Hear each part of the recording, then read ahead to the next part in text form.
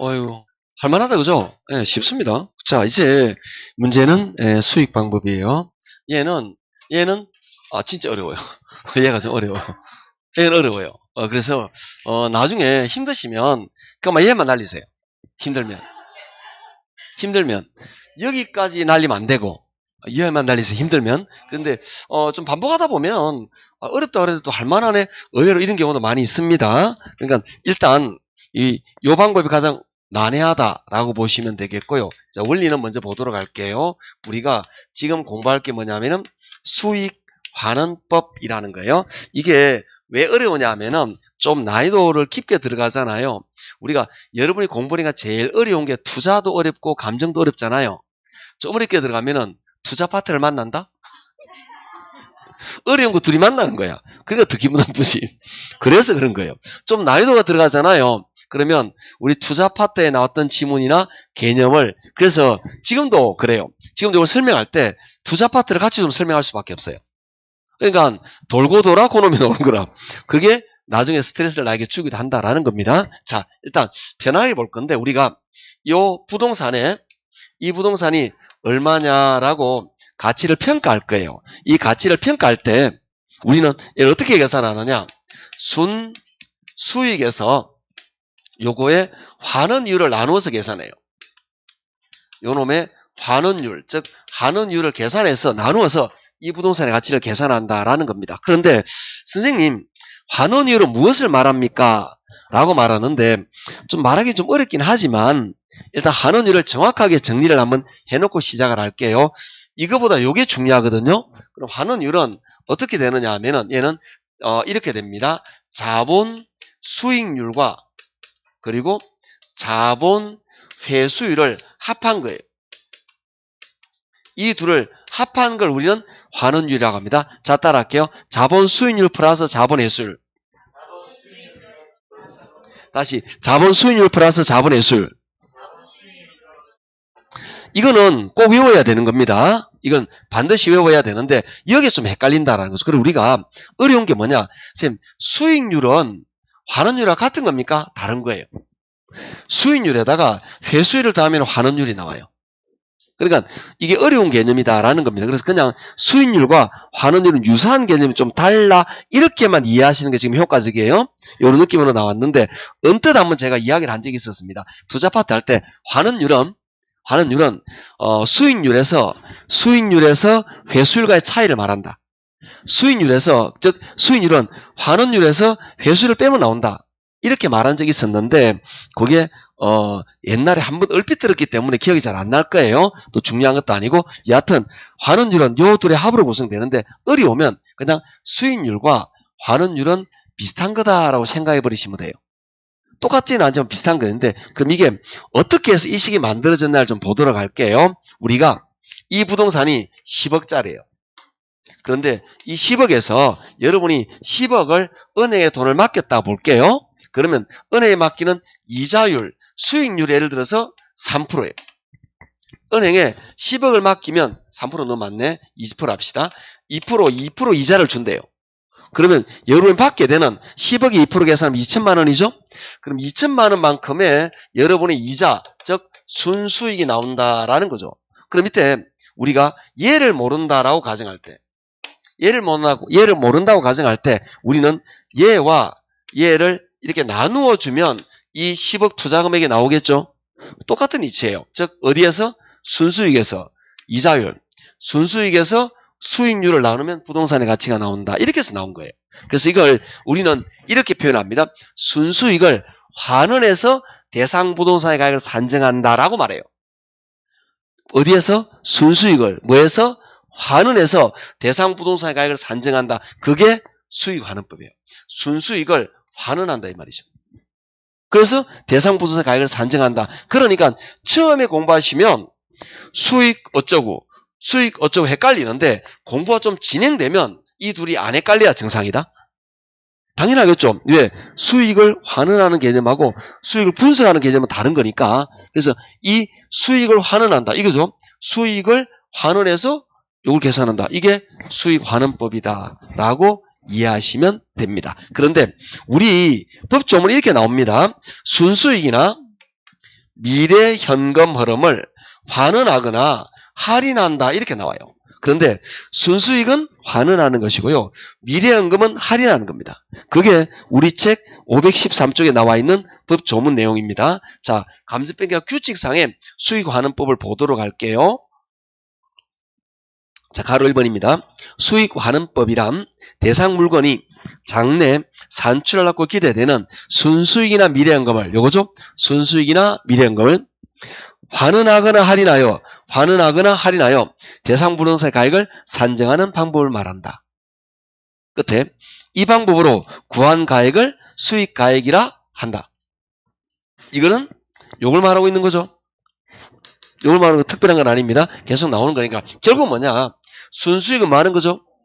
환원하고 미래연금은 할인하는데 이제부터 미래연금 할인하는 거는 몰라도 돼요.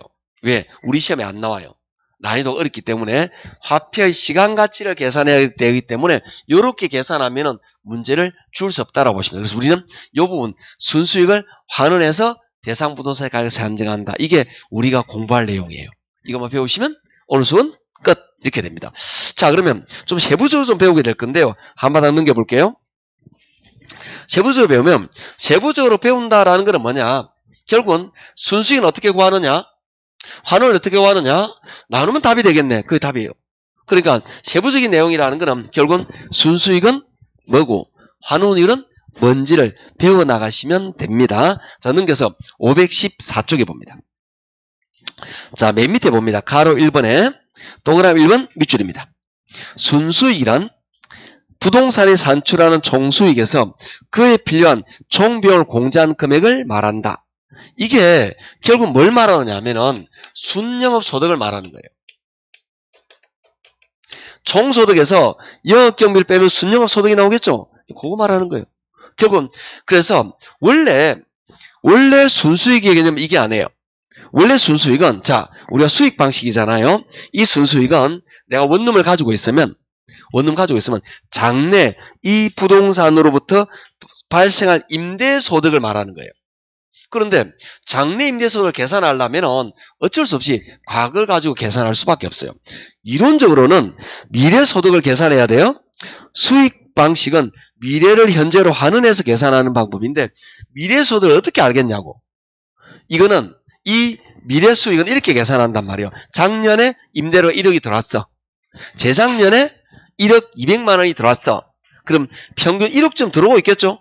이 동네 특별한 수요공급 변화가 없어요. 그러면 내년, 내후년 장기적으로 1억쯤 들어올 걸로 예상이 되겠죠? 이걸 순수익이라 말한다는 거죠.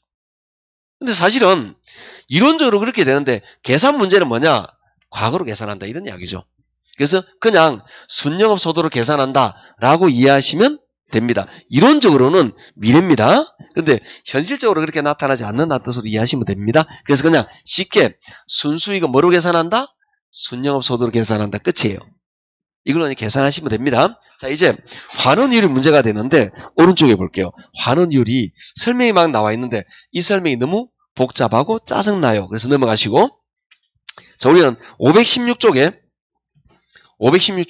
어마무시하게 중요한 녀석이 있습니다. 동그라미 2번 별표. 동그라미 2번 별표입니다. 자본 수익률과 자본 회수율의 합이다. 요거 말하네요? 네, 요겁니다. 자본 수익률과 자본 회수율의 합이다. 이해가 되셔야 됩니다. 자, 그런데 이 자본 수익률을 다른 말로 뭐라고 말하느냐 하면은 할인율이라고 말하기도 합니다. 자본 회수율을 다른 말로 뭐라고 말하냐면은 상각률이라고 말하기도 합니다. 이게 그래서 이걸 회수율을 다른 말로 상각률이라고 말을 한다라는 이야기예요. 조금 더 여러분은 헷갈리겠지만 조금 더 제가 이거에 대해서 세부적으로 좀 나가볼게요. 기분 나빠도 어쩔 수 없습니다. 그러면 우리는 이게 수익률과 회수율에 대한 좀 개념을 이야기해 볼 건데 우리는 뭘 가지고 제가 이야기할 거냐. 첫 번째 토지를 가지고 이야기할 거고요. 두 번째, 얘를 건물 가지고 이야기를 할 거예요. 자, 어떤 느낌인지 보도록 할게요. 자, 먼저 토지를 좀 보도록 할까요? 자, 토지는 내가 이렇게 토지를 가지고 있습니다. 토지 임대료로 내가 얼마를 받느냐? 100만 원을 받아요. 임대료를. 월에 그러면 매달 100만 원씩 받겠죠? 이렇게 해서 내가 50년의 임대료를 받았습니다. 토지 임대료를 50년 동안 받았어요. 50년 동안 매달 100만 원씩 이렇게 소득을 받았겠죠? 이 100만 원이 남아있을까요? 우리가 썼을까요? 썼겠죠? 신랑 맛있는 것도 사주고 그런 생각 안 하는구나. 좀 하라 그랬더니 그렇게 해서 이 돈을 다 써버렸어요. 자, 돈은 없습니다 이제. 자, 그런데 50년이 지나면 토지는 그대로 있을까요? 어디 없어졌을까요? 있겠죠. 토지는 써도 줄어들지 않잖아요. 그걸 뭐라 그러죠? 마음에 듭니다. 영속성이라고 말하는 거죠. 영속성에 의해서 토지는 감가되잖아요. 토지가 남아있다고. 그러면 토지는 뭐만 있느냐? 토지는 결론적으로 말하면 요 수익률밖에 없어요. 토지는 이 100만 원 이자마다 수익이다라고 생각하면 돼요. 왜? 토지가 없어지는 게 아니니까. 그런데 건물을 보도록 할게요. 자, 건물에서 내가 건물을 가지고 있는데 건물에서 매달 100만 원의 수입이 들어옵니다. 매달 100만 원, 100만 원, 100만 원 이렇게 듭니다. 100만 원 받을 때마다 신나게 썼어요. 그렇게 해서 시간이 50년이 지났습니다. 50년이 지났죠? 돈은 다 썼겠죠? 돈은 써도 남아있으면 좋겠잖아. 그죠? 돈은 써도 남아있으면 좋겠는데 그렇지가 않겠죠? 자, 문제는 돈은 다 썼습니다. 건물은 50년 지났습니다. 어떻게 됐을까요? 건물이 없어졌겠죠? 왜? 건물은 뭐 되니까? 감가되는 얘는 남아있는데 얘는 없어지게 됩니다. 즉 건물은 감가되는 상각자산이죠. 사용에 따라 가치가 줄어든단 말이에요. 50년 정도 지났으면 아마 건물은 없어졌겠죠. 그럼 무슨 말이냐? 건물은 이 100만 원이 전부 다 수익이 아니라는 이야기죠. 수익도 있고 상각도 있다는 거죠. 그러니까 쉽게 말하면 100만 원 중에서 진짜 수익은 50만 원 정도 되는 거죠. 50만 원은 건물이 상각되는 비율이다라고 보시면 된다는 겁니다. 이런 느낌. 그래서 건물은 뭐가 있느냐? 수익률도 있고 뭐죠? 회수율도 존재하게 된다라는 결론에 도달하게 되는 거예요. 그래서 나중에 배우겠지만 이건 상가하는 방법에 토지 같은 것들을 직접법이라고 말합니다. 상각되지 않은 자산. 근데 건물 같은 거를 직선 환원한단 말이에요. 이거는 직선 방법으로 환원된다는, 이거는 상각되는 자산이 환원하는 방법을 말하는 거예요. 이 둘이 이렇게 하나는 수익률만 있고 하나는 수익률과 회수율로 두 개 다 있다라는 차이가 존재한다라는 겁니다. 하여튼 이런 개념이 있다라는 겁니다. 이에 의해서 환원율의 개념을 이해하시면 좋겠습니다. 그럼 선생님, 동일한 가치면 토지가 더 좋은 건가요? 네, 그렇죠. 왜냐하면은, 자, 예를 들어 볼게요. 토지는 이 수익률만 존재하니까 건물의 환원율이 더 크게 되겠죠. 건물은 뭐가 있으니까? 상환율이 있으니까. 그래서 건물의 환원율이 더 커요. 이 말은 요게 클수록 부동산의 가치는 하락하겠죠. 반비례 관계니까 이해하시겠죠. 얘가 크면 클수록, 즉 상각률이 있기 때문에 토지보다 건물에 동일하다는 가정하에서 가치가 더 낮게 평가가 되는 겁니다. 당연하게 이렇게 이해를 하시면 된다라는 겁니다. 이 개념이 좀 이해가 되시면 좋겠다라는 거죠. 자, 이거는 나중에 다시 책을 볼 테니까 이렇게 뭐냐, 그걸 정리하면 토지는 뭐만 존재하느냐 하면 수익률만 존재합니다. 그런데 건물, 기계 이런 것들은 자본 수익률에다가 자본 회수율, 상각률도 존재한다라는 걸 먼저 이해하고 시작하자라는 이야기입니다. 자, 이런 내용은 좀 이따 배울게 될 거고요. 자, 그 다음에 이 내용들을 이제 이해한 상태에서 여기서 중요한 거는 결국 요거예요. 얘는 간단하게 순영업 소득이라고 그랬잖아요. 그러니까 얘가 가장 중요한 키맨이라는 거죠. 그래서 우리는 뭘 배우셔야 되느냐 하면은 환원율을 계산하는 방법이 우리 책에 쭉 나옵니다. 이걸 환원율을 계산하는 방법을 우리 책에서 5가지로 설명하고 있습니다. 그걸 이렇게 합니다. 시, 조, 투, 엘, 부 이렇게 합니다. 그래서 이걸 이렇게 암기하셔야 되는데 시험에 환원율을 계산하는 방법이 아닌 것은 이렇게 나온 적도 있으니까 얘도 암기해 놓으셔야 됩니다. 자, 따라할까요? 시조 투엘부. 다시 시조 투엘부. 자, 차례대로 시라는 건 뭐냐? 시장 추출법입니다. 따라할까요? 시장 추출법. 그 다음에 조라는 거는 조성법이라고 말하는데 이걸 다른 말로 요소 구성법이라고 말하기도 합니다. 따라할게요. 조성법, 요소구성법. 투라는 건 뭐냐? 투자결합법이라고 말을 합니다. 해볼게요. 투자결합법. L은 에루드라는 사람이 만들어 따라할게요. 에루드법. 부는 따라합니다. 부채감당법. 이렇게 5가지가 존재한다라는 이야기입니다. 그러니까 이제 공부량이 점점 많아지기 시작하죠. 한 문제 때문에 이렇게 많아지게 되는 겁니다. 자, 세부적으로는 차례대로 책을 보면서 어떤 내용인지 보도록 하겠습니다. 517쪽에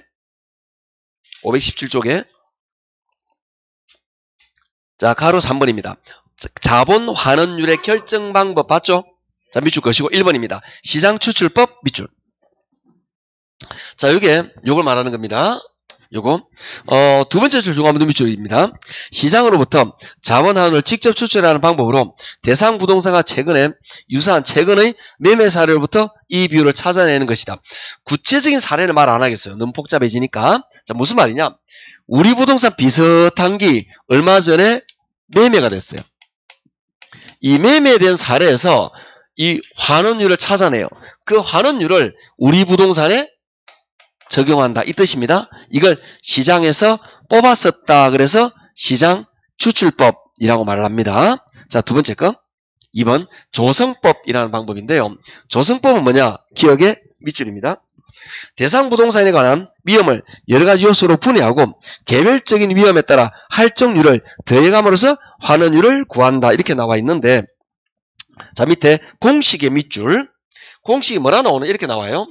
환원율이 무위험률에다가 더하기 위험 할증률 이렇게 나와 있네요. 자, 우리 이거 무위험률에다가 위험 할증률을 더하는 방법 같은 걸 우리 공부한 적이 있는 것 같지 않나요? 어디에서 했을까요? 요구순위를 했습니다.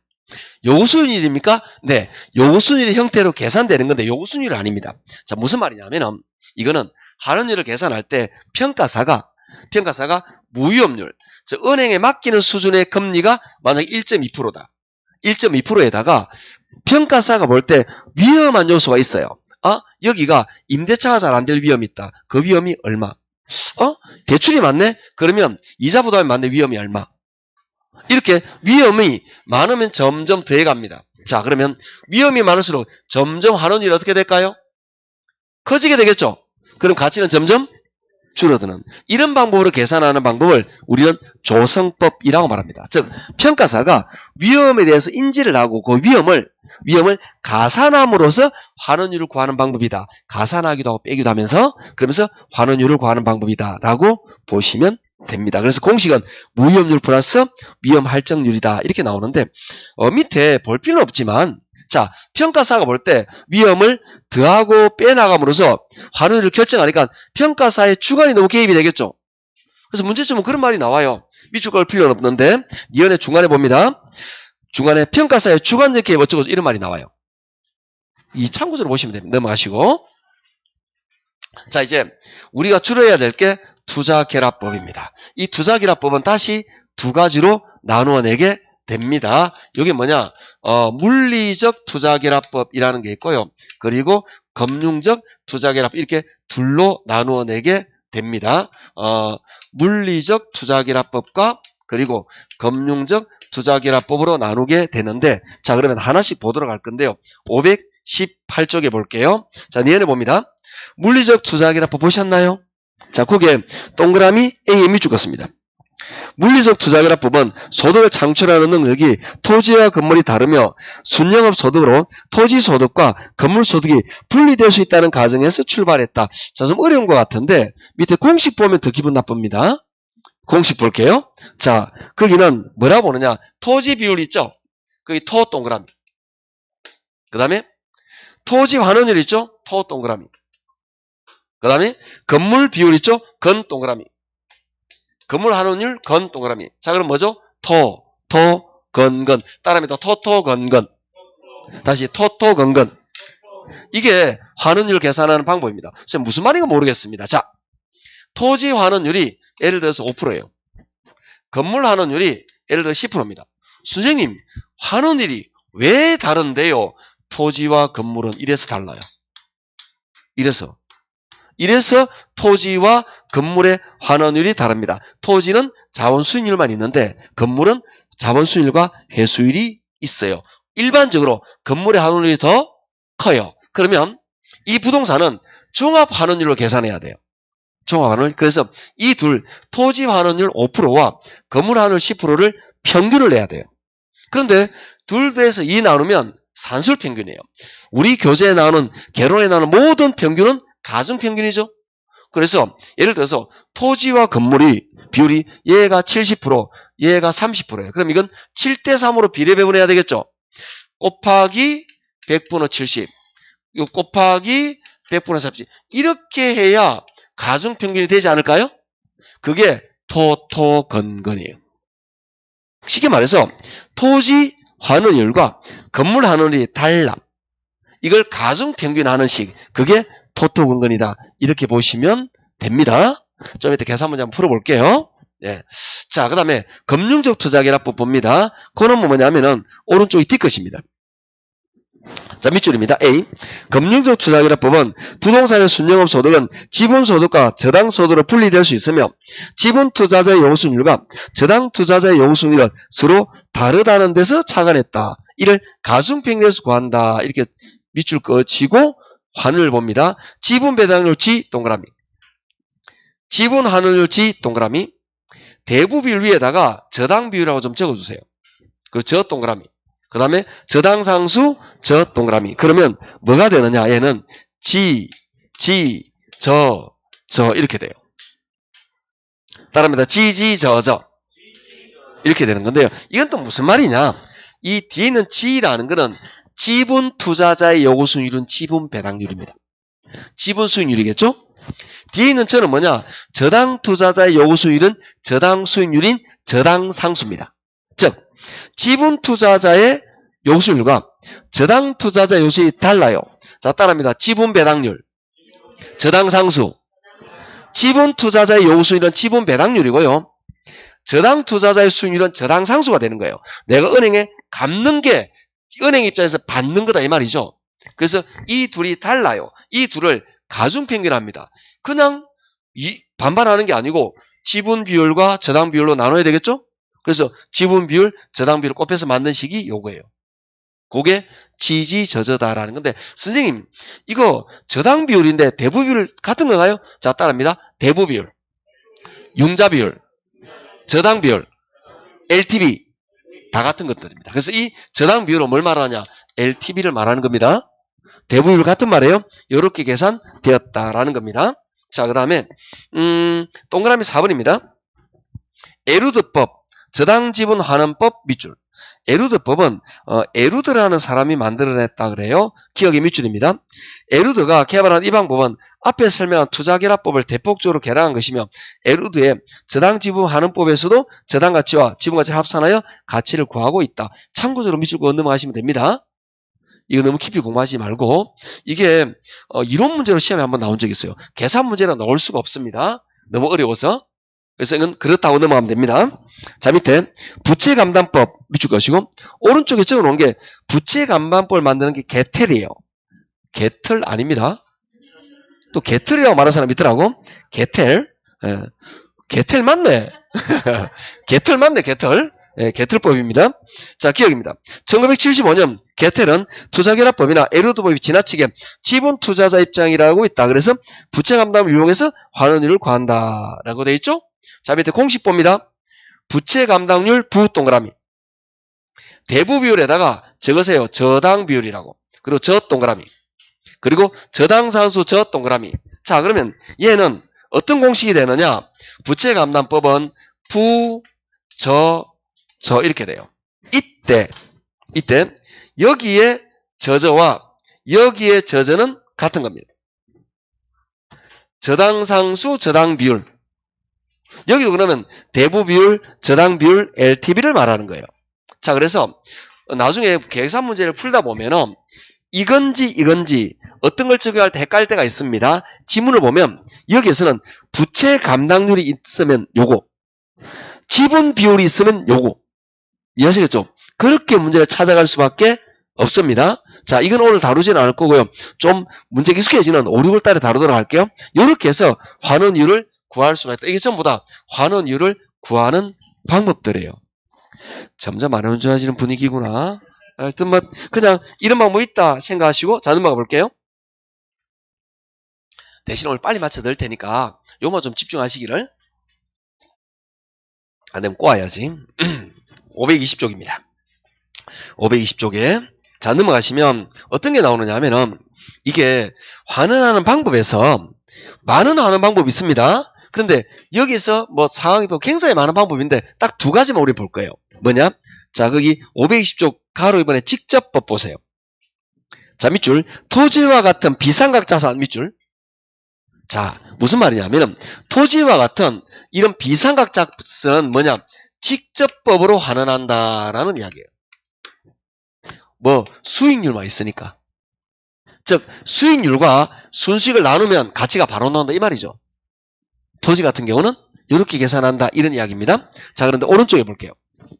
오른쪽에 자본회수법의 유형 보면 동그라미 1번입니다. 직선법. 이걸 직선환원법이라고 말하기도 합니다. 이거는 뭐냐? 니은 봅니다. 건물, 구축물, 공작물 등과 같은 내용요소 유한한 삼각자산. 이 건물 같은 이것들은 뭐냐? 직선법으로 상각한다라는 이야기죠. 얘는 요거 가지고 봐서 요거 순수익에다 수익률만 계산하면 안 돼요. 환원, 즉 순수익에다 수익률 아닌 회수율까지 계산해서 해야 된다 이 말이죠. 왜? 삼각되는 자산이니까 뭐가 있겠죠? 회수율이 있으니까.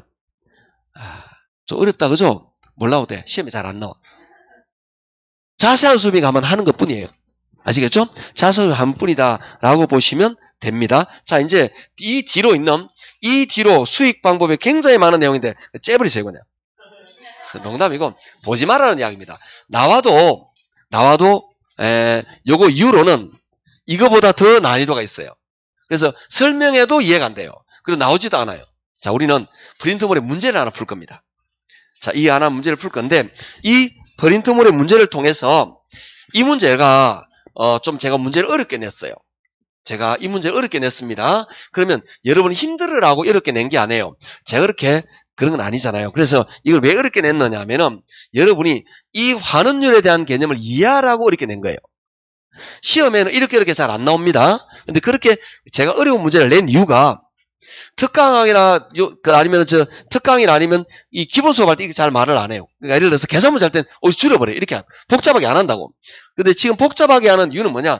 여러분이 이 환원율을 이해할 때는 이 문제가 좋은 거니까 그런 거예요. 즉, 요 개념을 이해하기 위해서 어렵게 낼 거다라고 이해해 주시면 됩니다. 자, 프린트물 8번 볼게요.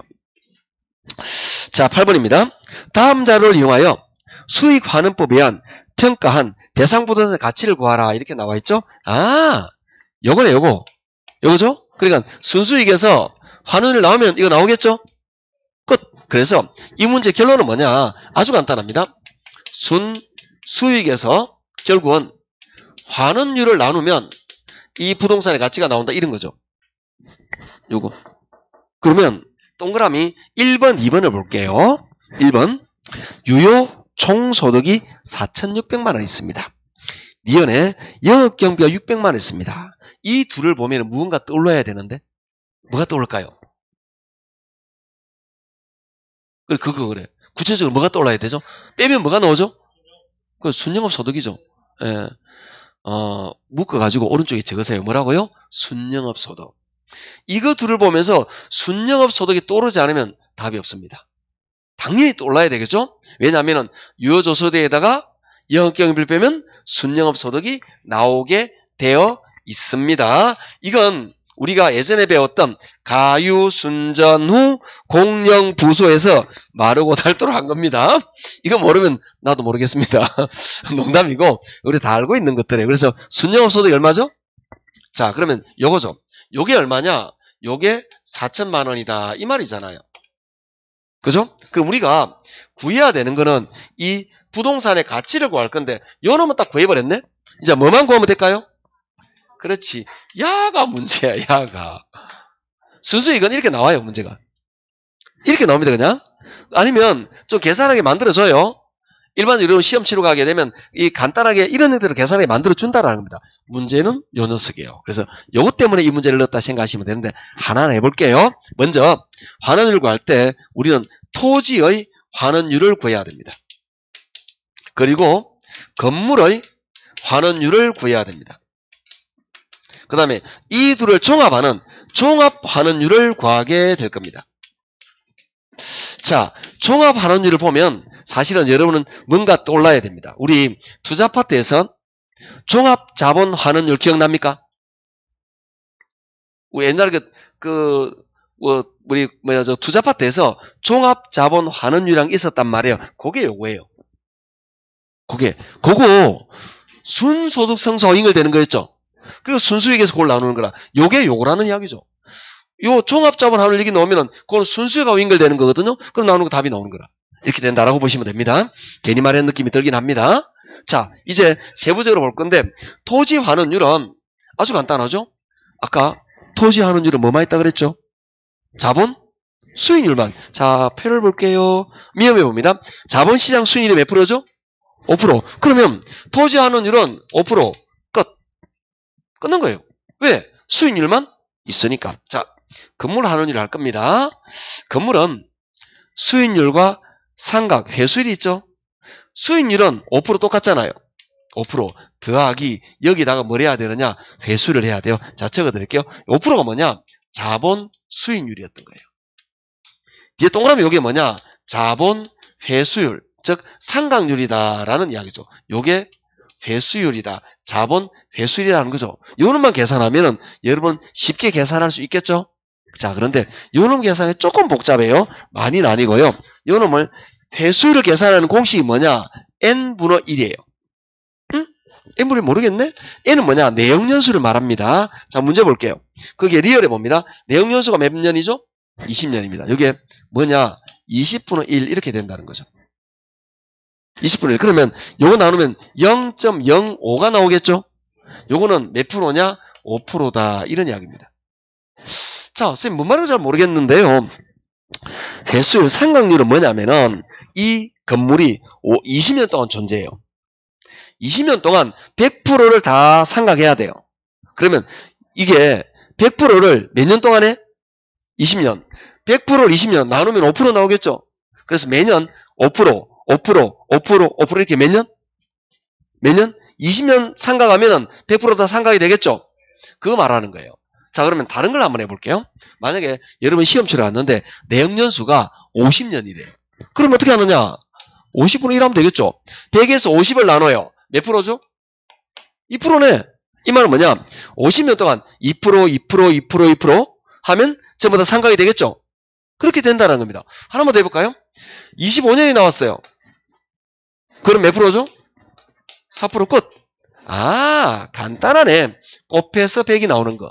곱해서 100이 나오는 거. 곱해서 100이 나오는 거. 그게 여기 말하는 회수율이다라고 판단하시면 됩니다. 그래서 여기 회수율이 몇 프로냐? 5% 이렇게 나온 거예요.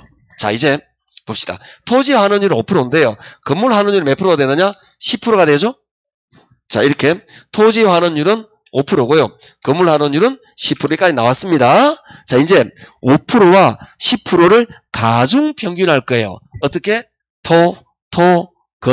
건으로. 저희 가중평균 할 거예요. 그러니까 종합환원율은 뭐냐? 이 둘을 가중평균 하는 건데 토지 환원율은 몇 프로냐? 5%죠. 건물 환원율은 10%죠. 이걸 평균할 거라. 그러니까 50 사이에 있겠죠. 그런데 이걸 가중치를 준다라고 말했었기 때문에 자, 이제 표를 볼게요. D컷이 봅니다. 토지와 건물의 비율이 몇 대 몇이죠? 4대 6입니다. 여기다가 10분의 4를 곱하고요. 토지에다가 맞죠? 여기다가 10분의 6을 곱하고요. 그러니까 이게 건 이렇게 계산이 된다라는 거죠. 자, 적어드리면 이게 건이에요. 어떻게 되냐? 토지 환원율, 건물 환원율. 이걸 토지 비율, 건물 비율. 이게 건 이렇게 된다라는 이야기죠. 자, 요놈 계산합니다. 요놈 계산하면 2%죠. 요놈은 6%죠. 종합하면 얼마 되겠죠? 8%가 되겠죠. 즉 종합자본 환원율, 종합환원율이 8%다라고 나온 거죠. 요 놈을 여기다 집어넣으면 됩니다.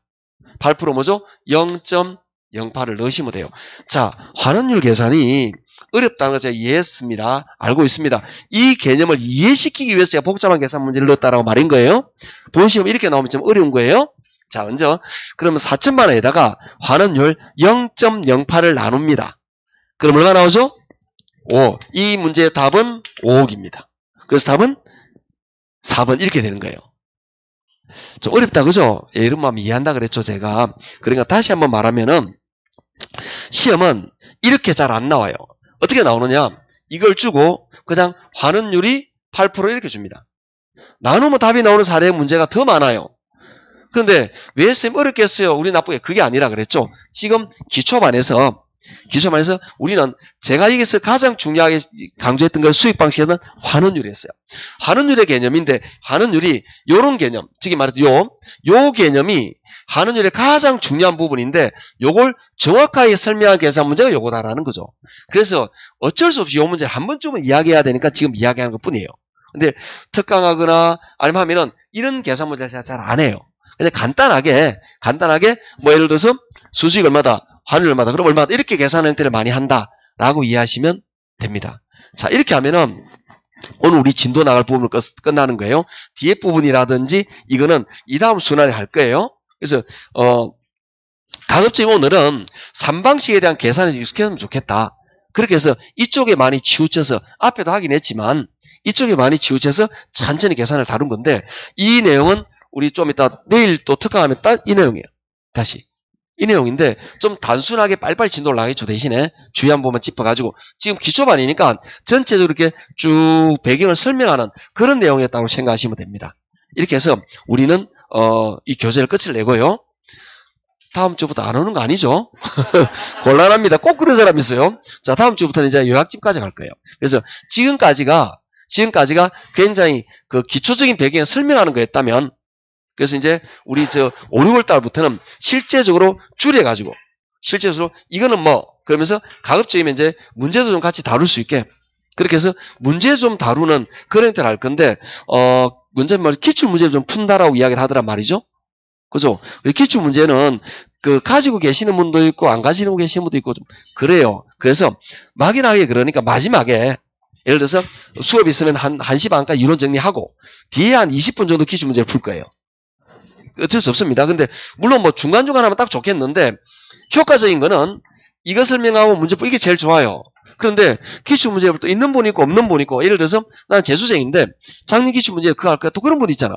근데 또 그런데 좀 문제 풀기 좀 애매하다 보니까 좀 그래요. 하여튼 제 생각이 그래요. 그래서 그렇게 하려고 마음을 먹고 있는 거고 그래서 다음 주부터는 대신에 요약집은 있어야 됩니다. 이제 우리 이 두꺼운 책은 사물함에 모셔놓고 이해가 안 되면 그때 보시고 지금부터는 요약집으로 공부를 하시면 됩니다. 그렇게 하시고 특강하시는 분 내일 보고 아닌 분은 다음 주에 뵙겠습니다. 그렇죠. 네, 여하튼 고생하셨습니다. 수고했습니다.